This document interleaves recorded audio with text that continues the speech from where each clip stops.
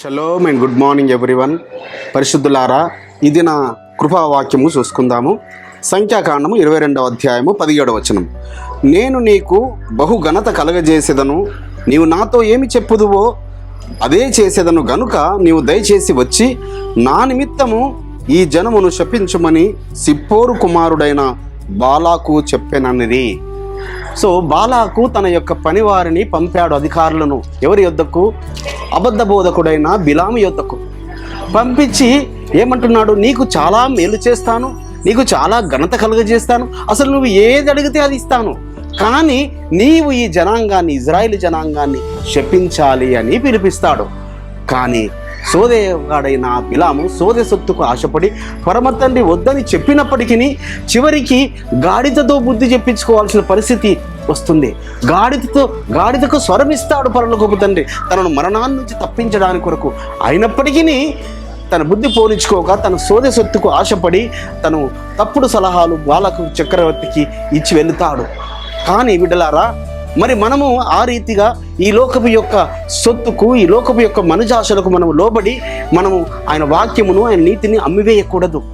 నజరుడైన యోషువ Messiah బాప్తిజం పొందుకున్నప్పుడు మరి సాతానుడు వచ్చి ఆ యొక్క టెంప్టేషన్ మౌంటైన్ మీదకి, ఆ యొక్క శోధనల కొండ మీకు తీసుకువెళ్ళి నీవు ఇక్కడ నుంచి దూకు, నీ పాదాలకు రాయి తగలకుండా ఆయన కాపాడుతాడంటాడు.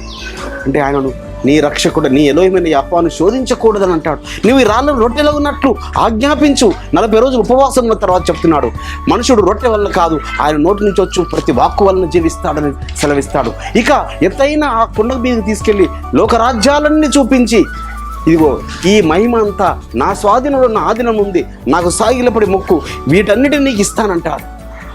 నీ ఎలోహిమైన యెహోవాను తప్ప నువ్వు దేనిని మొక్కకూడదు, సాతానా నా యుద్ధ నుంచి వెళ్ళిపో అంటాడు.